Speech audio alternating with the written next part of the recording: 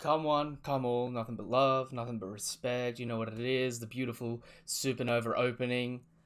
Today we're doing volume 98 SBS. All right, I've got with me today Daniel. Daniel, say hello. Hello, hello. Hello, hello. And so, for anyone that wants to read this, check out the Library of O'Hara. Artur always does an amazing job getting all this information together, and you just know where to go. If you know, you know. If you need to know, ask the question. You know what it is. So let's just get into it.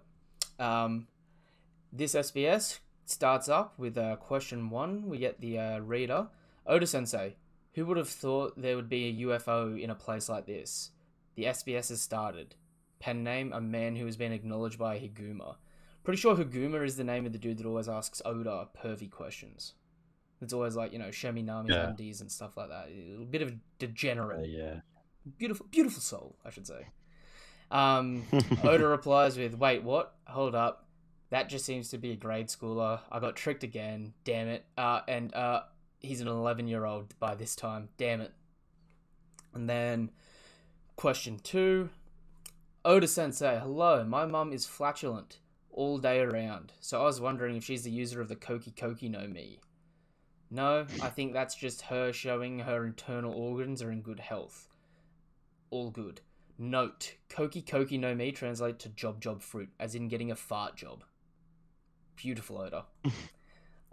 I love the SBS as Oda's just like, sometimes he's really reserved, other times he's just got no chill as a person, you know what I mean?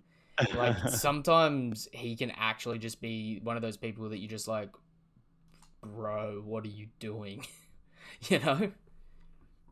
He would be, if he was like a standard anime fan, he would be the most hardcore, like crazy out there anime Oh fan. yeah, no, he'd be a weirdo in like all the best kind of ways. Yeah. Like he'd be the type of dude to make these questions. He would be the kind of dude. Have you ever heard the story about the dude that was the original voice actor for Ivankov?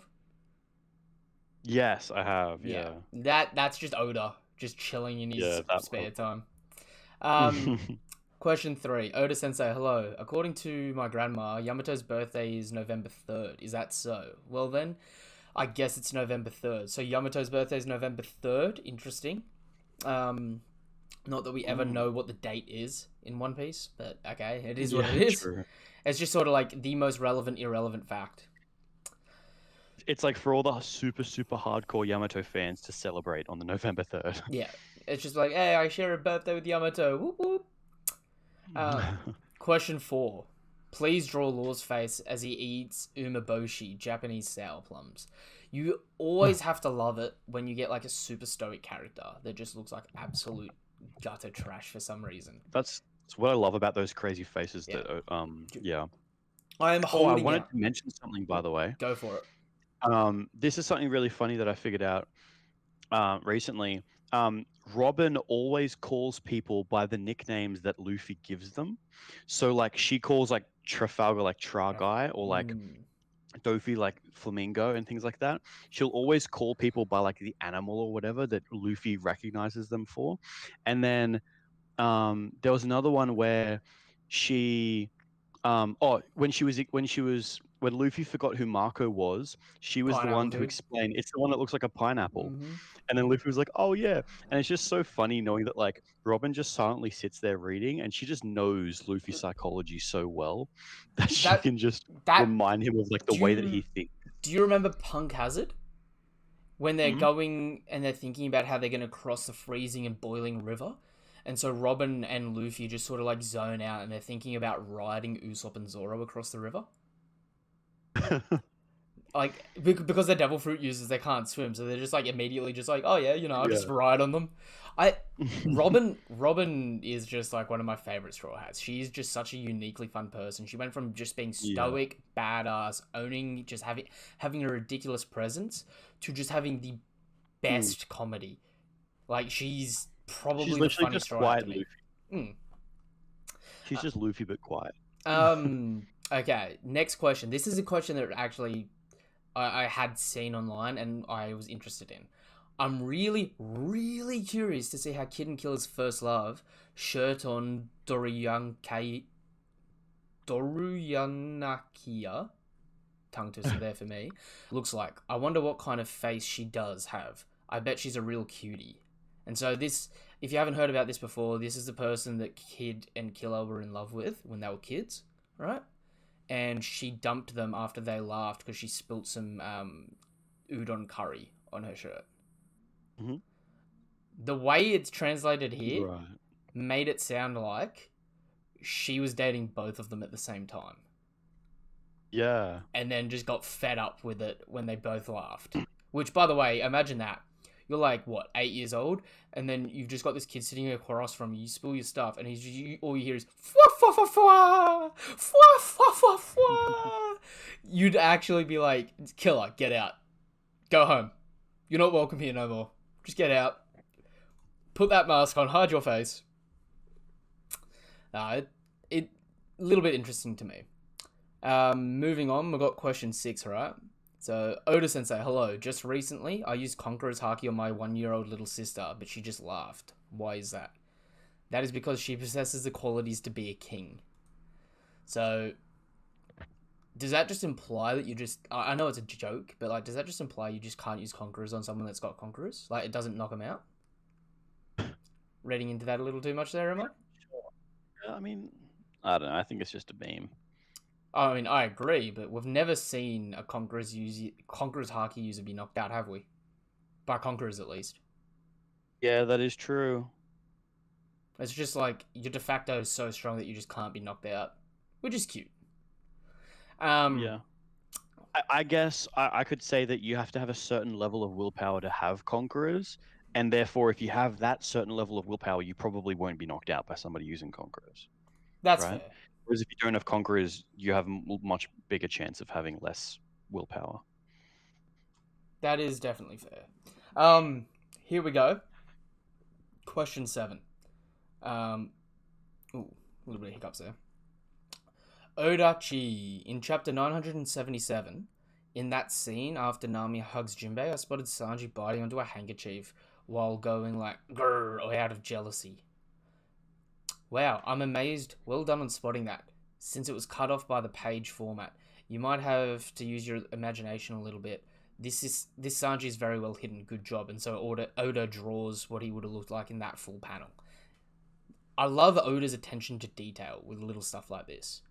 Like, to me, it's really what sets One Piece apart. Just like weird little character quirks that Oda thinks of that just make their way into the background in other just like in places where other mangas would just leave a blank space. You know what I mean? Yeah, right. Like, yeah, just little attentions to detail for that sort of stuff is like, I don't know. I just really like it. So yeah. Next question. This is also a really interesting question. So this was written in by someone that was very young, I think. I think it was a toddler or something like that. If Luffy's Gear 4 is a thing, then will Gear 5 be a thing too? Mm-hmm. And so Oda's reply to this is, very well. Seeing the passion in your handwriting, I feel obligated to include this question just as I received it. Will 5 be a thing? Right now, the enemy we have to defeat is a man said to essentially be the world's strongest. Because of that, the world is in the age of transitioning from 4G to 5G. G means gear, right? And so that's a bit of a pun how, like, in the real world, we're going from 4G networks to 5G networks at the moment. Gotta love that stupid sort of Oda pun. Then, is he implying that that 5th gear is coming in? I mean, he didn't say no, you know? And if you know, he you kind know. of said yes in a joking way. Yeah. Then we have question 9, right? In chapter 978, when Oldie-chan starts ending her sentences with Arinusu, page 1 says, is that another one of your weird trends? But then, what were her speaking trends before this one? Right, she used to add Gonsu, a variant of Gozaru, an old form to end sentences, at the end of her sentences. A bit before her debut, she went like, Pepe, oh my dear little thing, Gonsu.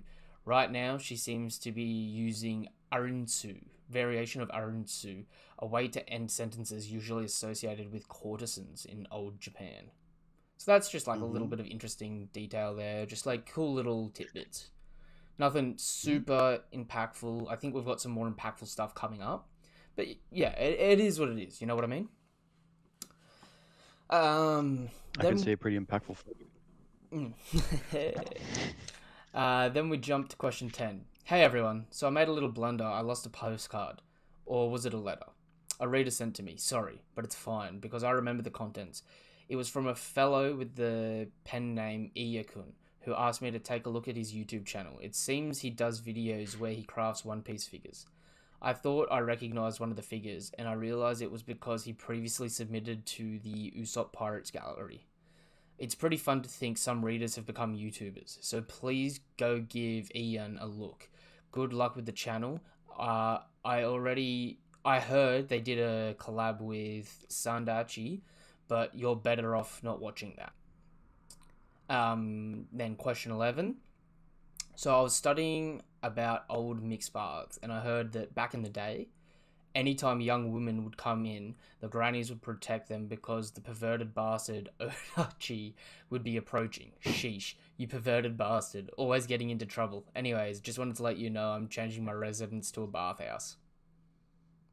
Sandachi. So that sorry, this must have been the degenerate dude that I was talking about before. Yeah, that's him. Oda. Hey, hold up, grannies, you're in the way. I can't get there if you block me. You're stopping me from seeing what I want to see.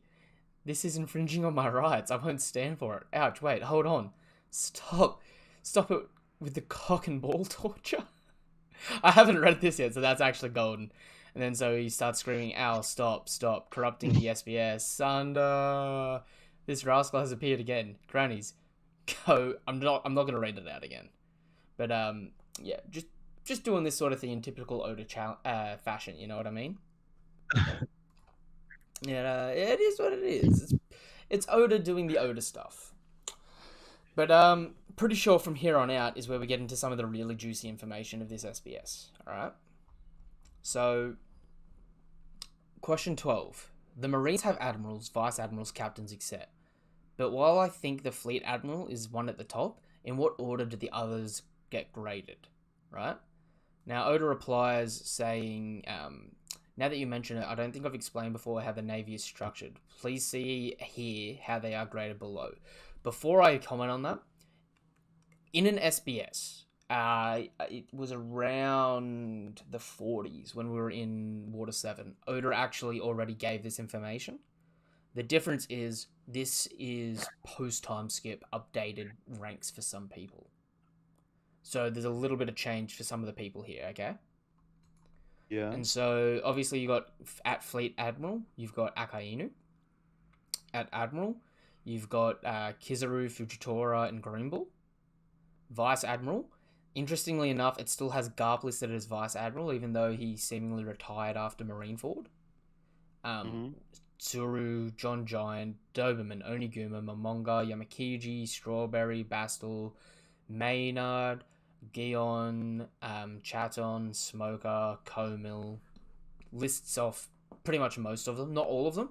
I should specify this isn't every one of these ranks. They're just listing off some of the more well-known people. You know what I mean? Mm-hmm. And so at Rear Admiral, we've got Hina, which we already knew, but we've got T-Bone, who's been promoted from Captain pre-time skip. That was the guy that Zoro fought on the sea train. Yeah. At Commodore, we've got Branu, the guy that's in charge of bounties, and Yarisugi. I'm pretty sure Yarisugi might have been, from memory, one of the people that saved Kobe in Marineford. Or maybe I'm confusing him with another one of the Vice Admirals. Then we've got Captain rank, Toshigi and Kobe. So Toshigi and Kobe are now in the same rank that Smoker and Hina were pre-time skip. Yeah. Then we don't have anyone listed for Commander rank, but we have Lieutenant Commander Helmeppo and Full Body. If you remember, Full Body is the Marine that got into a fight with Sanji, that ended up joining with Django from the Black Cat Pirates under Hina. Yeah. And so now he's... And it's interesting that Kobe has been promoted above Helmeppo. Also, not just promoted above, 2 ranks above. Yeah. Interestingly enough as well, full body, essentially all he's done is actually get promoted from lieutenant to lieutenant commander. Since pre-time skip, beginning of the series, he was a lieutenant that got demoted and then had to restart ranks again. Yeah. Interestingly enough, so they've got Helmeppo, full body, and Django there. So East Blue representatives are coming up to that lieutenant commander level after having some Marine HQ training, which is kind of cool to see. You know what I mean? Yeah. Don't have anyone for lieutenant junior, no Isons, no warrant officers, no master petty chiefs, chief petty officers, seaman first class, seaman apprentice, recruit, and choreboy. But we do get extra information. Sengoku was formerly the fleet admiral and is now the grand inspector or the inspector general. We already knew this, but they're retouching it. More importantly, we get something to do with Kuzan or Aokiji. Former admiral. Rumor says Aokiji has been in contact with Blackbeard. Does this imply that Aokiji is still part of the Marines? Not necessarily. It just implies that he was, right? Former admiral. Yeah. And so there's you could take this very different ways, you know what I mean? But yeah. Right? But it would be very interesting if Oda's actually planting the seeds, and I said this before online, planting the seeds for Aokiji to be a spy, only for Aokiji to actually be part of the Blackbeard Pirates and be doubled down on their ideologies now. It would be a bigger twist. I think Aokiji is really interesting. I feel like it would be a bigger twist that there is no twist with Aokiji. If that makes sense. Yeah. Because I just don't see who's going to fight him if he's on Blackbeard's crew. I could see him, like, interestingly enough, we had that whole thing with Nekomamushi and Inarashi about Robin being kidnapped. It'd be interesting if the Blackbeard Pirates kidnap Robin, more specifically if Aokiji kidnaps Robin. Yeah. That could make for some interesting dialogue and an interesting change, where Aokiji left her in the hands of the Straw Hats because it's the only time she's found friends that actually cared, only to sort of double back on it. Again, it's a bit of a reach because Aokiji doesn't seem, personality-wise, to be like that. Like, he seems to be a genuinely good person, but then again, it's like very hard to gauge what his motives are these days. It's really interesting because, like, I get that he doesn't like Akainu, but Akainu does stand up against the Gorosei and does, like, he is really for, like, absolute justice. He's where justice might seem a little bit warped to Aokiji, but it's not like he's, like, completely corrupt and going under the celestial dragons and, you know, like, torturing slaves and things like that. He does have, like, a solid sense of justice. So it doesn't, like, I get the grudge in ways like, well, I can't serve under you because I believe I'm above you.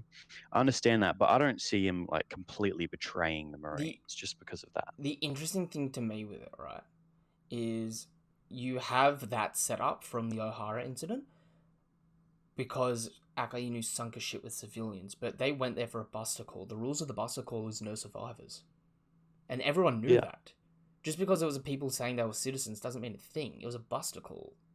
Yeah. Because people on that island broke the law, they ruined it for everybody else.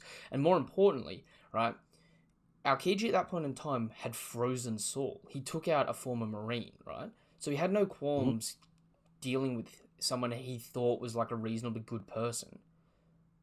But Akainu taking out who he perceived were just innocent people, but had ties with criminal organizations, Akainu was doing the thorough job. Would you not rather just kill one ship of civilians to make sure, than have those civilians spread out and then get the order to hunt them down and kill anyone that's come in contact with them? It's containing an outbreak. So it's weird because Akainu goes from being like seemingly scumbaggy to realistically, like, he's kind of justified in a lot of the stuff he does. It's depending on how you want to view him. You know what I mean?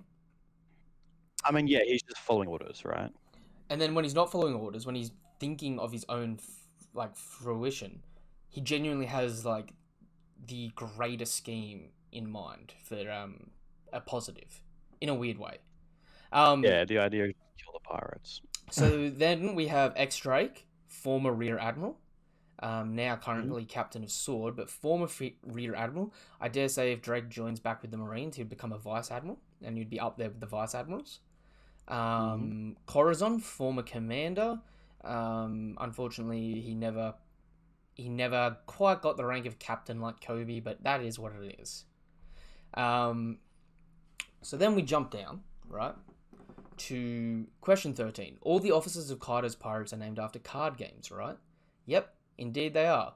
The 3 All-Stars are pretty obvious, but all the Flying 6, the numbers and the headliners, only excluding Drake, Apu, and Hawkins, are all named after card games, as well as the K, King, Q, Queen, J, Jack, and cards 1 to 10. Interestingly enough, X Drake is another word for 10. Like, the X, for the Roman numeral of 10. Oda then continues to say, if I were to list them all, I'd be filling this entire page. I imagine some of you might go, I never heard of this game before. In regards to many of these games. But there are many ways to play with cards all over the world. By the way, in Dressrosa, Doflamingo was being called Joker. Joker is a remnant of an initial idea where Doflamingo was going to fight as a powerful companion of Kaido in the Wano country. He's quite the tricky opponent, so I'm glad we got rid of him in Dressrosa. This has huge implications for the story. Because would Doflamingo have served as the mini boss fight before Kaido and Big Mom? Is that who Luffy was supposed to originally sort of test Rio against?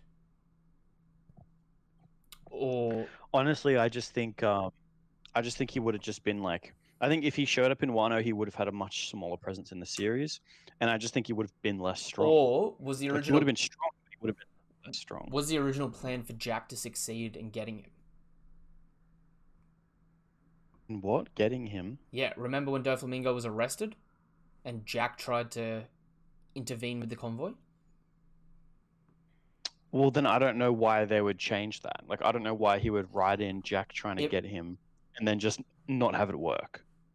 No, I but would imagine what happened was Dressrosa was supposed to be wasn't supposed to be where Dofi goes down, but then as Dofi became much more popular as a character and Dressrosa became much more popular as an arc, Oda wanted to create a main villain and have it more significant, yeah, rather than just a similar to Punk Hazard where it's just let's go here and destroy this and and then move leave. on. Yeah. He wanted to So make it more of a specific I arc with a major villain. I wouldn't be surprised though if originally Jack was meant to save Doflamingo when he went on that mission to go after Doflamingo. All that would have needed to have changed was just who was guarding Doflamingo on that vessel. You know what I mean? I guess so, but I think with a second fight, like who is he going to fight? Maybe Zoro? Well, I think it would have been against Luffy again, but it would have been dealt with a lot quicker. Or potentially we would have seen the growth of someone else taking on Doflamingo. Maybe one of the other That's the thing. supernovas. If it was Luffy again, it would just bore me, to be honest. I can I understand would that. be like, oh, this guy again. Yeah. But Because I would look at him as such a minor villain at that point. or it could have been the sense of like Doflamingo fought Luffy again, but had also like told Kaido and the Beast Pirates like, this is Luffy, this is how he fights, this is what you got to do to defeat him. There's a lot of possibilities with it. I'm actually really glad that they got rid of him though, because I feel like it does his character more justice that they didn't drag him through the mud to come back, at least yet. Because, Yeah, definitely. Because like Dofi really does have his own ridiculous presence as a character.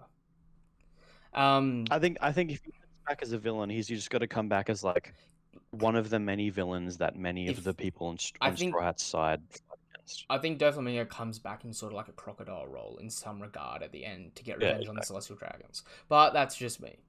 Question 14. Hello, member of the SBS Discipline Committee here. I believe that Sandachi's behavior is unacceptable. Anyways, Oda, I want to eat your kibi dango. You mean my cheek? My beard isn't that well trimmed, so it might feel gross. So let's stop. Unrelated, but have you considered changing your pen name? Fan of Sandachi. Question 15. Oda Sensei, I have a question. Those who ate smiles grow horns, right? Then why do pleasurers have one horn and gifters have two horns? So you notice that, huh? That's just fashion. It's not enforced, but pleasurers are allowed to sport one horn and gifters and above are allowed to sport two. Or so that goes the rule. So it's just sort of a ranking. One horn means you're sort of the weakest. Two horns means you're a bit stronger. You know what I mean? Yeah. We all sort of picked up on that previously anyway. Then, question 16. Please draw the pervy draw Sanji at ages 40 and 60 in the future, please. I'm counting on you. Very well. I've received many requests about this. Enjoy. This, I absolutely love. I love how at age 40, he's got hair like his mum, and at age 60, he looks like Zeph. And then in the bad universe, he looks like he's let himself go, and then he looks like Judge. This is amazing.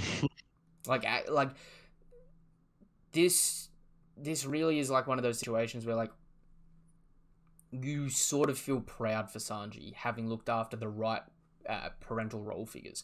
I think even that first face of Sanji might be a bit more reminiscent of the scientist that the Vinsmokes actually were listening to, that works for Judge when after the kids had been born.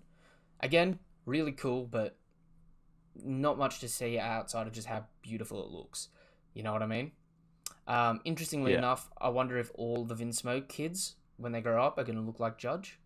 It'd be very interesting next time we see them if they've aged up a bit, if they are sporting sort of Judge looks. Because Sanji is seemingly the only one that would have the same eyebrows as Judge, because we never saw Judge's other eyebrows. Mm-hmm. So it's interesting to see how it would have played out. Question 17. Odachi, I have a question. In chapter 962, Daimyo and vassals, a young Izo can be seen wielding a katana while Kiku wields a gun. But currently, it's the complete opposite. Is there any reason behind this? The gun Kiku was holding was just her brother's gun, nothing more to it. I'm surprised you spotted that in such a small panel. The two of them had a debauched father and were forced by depraved adults to entertain them ever since they were small. But even if they were poor, they were very close to each other. One of the tricks they used to entertain was sharpshooting, which Izo had 10 out of 10 flawless precision in. However, he was never very confident with the sword. As time went on and he ended up on Whitebeard's ship, when he showed off his shooting, Flower Blade Vista told him, "You should use that specialty of yours to protect others. What good is a samurai obsessively sticking to a sword if he cannot protect their lord with it? Being a samurai is a way of life after all, so Izo abandoned the sword and picked up the gun." That is some beautiful backstory to me. That whole thing comes from a panel where it was just a mixed match of weapons. Yeah. That is the kind of information that I crave in One Piece. More specifically, the fact that Vista, who's the leader of the swordsman division of the Whitebeard Pirates, said, "Put the sword down." Right? He didn't say you're bad at it. Yeah. He just said, "Put your sword down. You're better with guns." Just end it there. There's no exactly.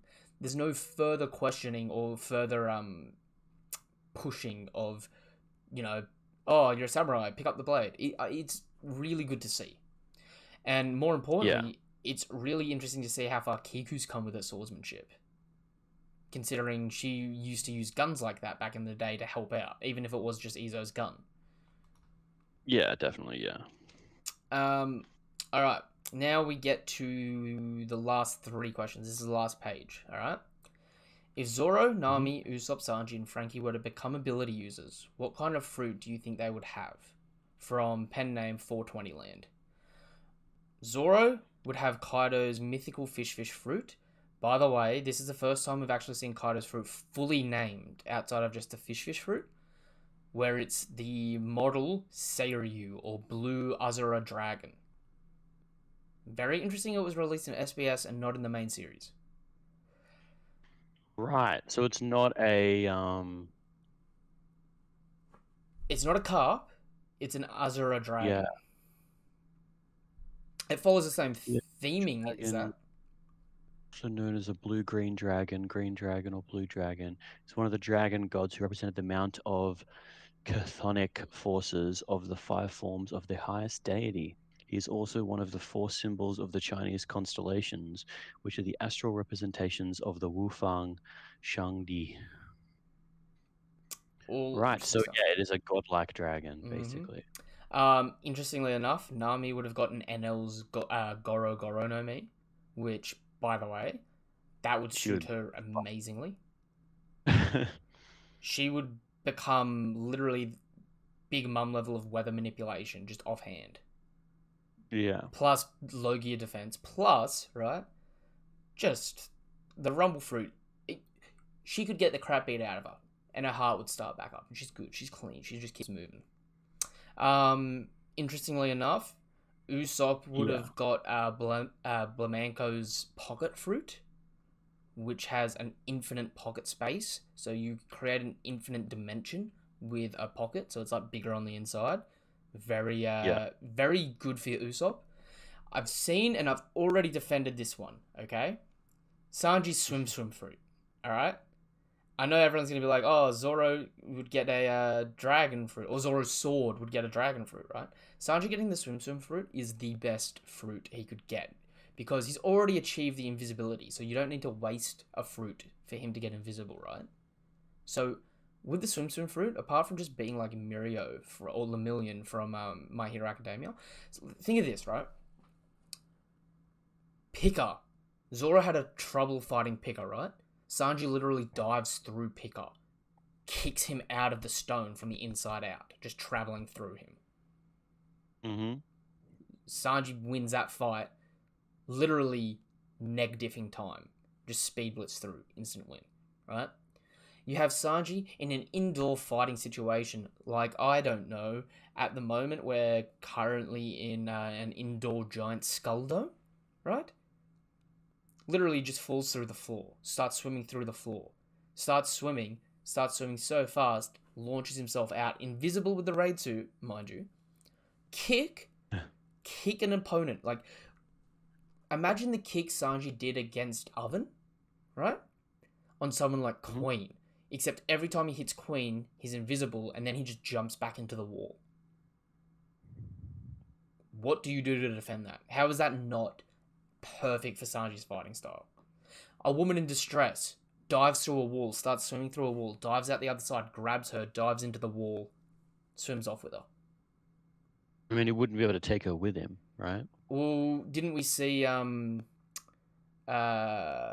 Senior Pink swim with Frankie, where he was able to drag Frankie under partially, and so you'd grab Frankie's legs, drag him under slightly, and then like drag him into like things to hit him. I guess. It doesn't. Yeah, I don't know. We don't know if you could do it with full people going submerged, but even still, it works perfectly for Sanji. I just can't understand why people wouldn't enjoy to see that, because like I understand Kaido's fruit is something very different and is like a lot more attack based, but Sanji's whole thing is he's James Bond. You know what I mean? Mm-hmm. You know that the best way I could describe it. You know that scene from X-Men 3: The Last Stand, where I think it's Rogue starts just running through walls. Yeah. Just Sanji doing that. Yeah. And then like runs through a wall, someone chases him, breaks down the wall chasing him. He's ran through the wall, pulled up to the side, they break through, and he just throat kicks him. Works for him. I'm not even a Sanji stan. I love Zoro, right? But that fruit works for Sanji's fighting style way too much. Mm-hmm. And lastly, we've got Frankie here, who gets Baby Five's fruit. This could be very useful for Frankie, because if he can turn any part of his body into a weapon, you gotta think, he already knows how to make Kizaru's lasers, replicate Kizaru's lasers, right? So he could essentially just make the Kizaru laser, but no longer need the fuel for it. So by Frankie having that fruit, he replicates a Yonko attack, an Admiral attack. All right, just think of that. I mean, he could replicate stuff thing is that he could. The thing is, like, you have to have seen the arm, right? Like, you have to like know what it is Well, we don't before you know can turn that. into We it. don't know that because Baby 5 turned into a missile, but we know Frankie built a Kizaru laser from scratch. But that's what I'm saying. I'm pretty sure they mentioned that Baby Five has to have like seen the arm before she can turn into it, and then she turned into a missile, which is like, oh wow, she's seen a missile before. But like the thing is with Frankie is he can make any weapon that he sets his mind to, Mm-hmm. and then once he's made it, he sees it, and then he can turn into it, which is Mm-hmm. pretty cool because he could basically just constantly evolve. It's like infinitely like creating different things for different situations that he could then turn into. It definitely is amazing, and it definitely works well for him. Like he could turn into like a sea torpedo and then dive into the ocean Would that work? if he puts the targeting right. No, Because because if he's a devil fruit user, if he jumps in the ocean, yeah, but it doesn't literally just turn off your devil fruit, it just tires you out, right? It just saps your energy. But if the torpedo is targeting something and traveling towards it, he doesn't have to exert any effort to maybe, get to that location. maybe that's actually a good point. That might work. Yeah. Like Luffy can still stretch underwater. He just doesn't have much strength. All right. Last two questions, right? Mhm. Question 19. The vassal who taste tested Momonosuke's food in chapter 971 and the vassal who reported Odin's foul deeds to Sukiyaki in chapter 960 are the same person, right? It seems he has been supporting the Kozuki family for generations. When I had realized that, tears started flowing out. Indeed, that's exactly the case. His name is Banzaburo. He's a samurai who was picked by Sukiyaki in his youth and who is immensely grateful for that. This dude died at the burning of Odin Castle, most likely. That makes me so sad. And if not, Uh, and if he's still alive, um, actually, his name's Bunzaburo. I wonder if this dude is related to. I think it's Kozaburo? Hang on, I'll look that up. Because Kozaburo is the guy that Odin's flashback started with Odin at his funeral. From memory. Oh no! I take that back. Kozaburo is the shipwright dude that you know how Frankie was working for repair dude yeah. at the beginning of Wano. Kozaburo is that dude, but that dude, well, he's that dude's cousin or brother, but that dude actually left Wano and is in the East Blue in Luffy's hometown. He was the one that repaired the door for Shanks.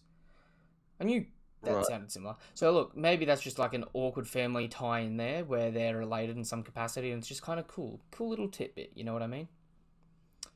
Oh, okay.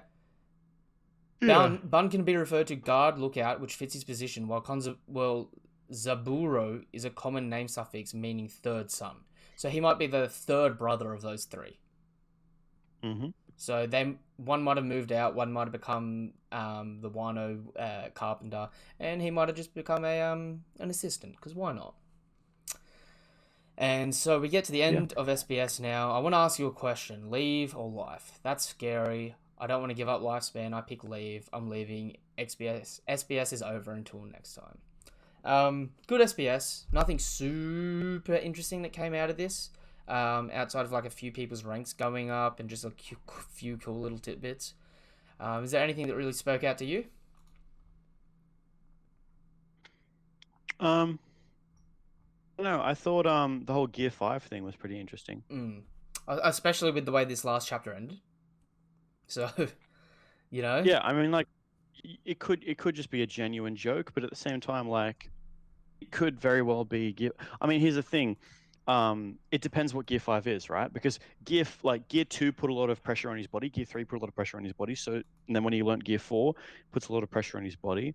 Realistically, the fact that he just ran out of Gear 4 implies that he wouldn't have the ability to do a Gear 5, right? Because he would just run out of energy as soon as he goes into it. But what if Gear 5 is something to do with like awakening or something like that, where it actually consumes less energy? I Who honestly am knows? wondering if you can use Rio, right, in base form, and because he's in base form, instead of wasting the Haki for Gear 4, making him big, right? And having nearly full body armor, if in base form he can use Rio and it uses less Haki than Gear 4 overall, right? He doesn't hit as hard, but that damage difference is made up for with the use of Rio. But maybe it just doesn't last as long him using Rio overall as Gear 4. Mm-hmm. It'd be very interesting. That's possible. Luffy's just jumped leaps and bounds, but it is what it is. You know what I mean? All right. His growth has been pretty insane. We might wrap up there for now. It is what it is. Till next time, nothing but peace and love. Thank you for coming, Daniel. Yeah. No trouble.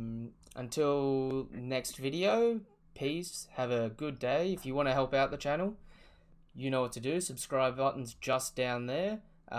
Hit the bell icon if you want to get more content from us. You know what it's like. If you want to talk anything anime and manga related, join the Discord. The link for the Discord is in the description down below. You know what to do. Please, peace and nothing but love and respect.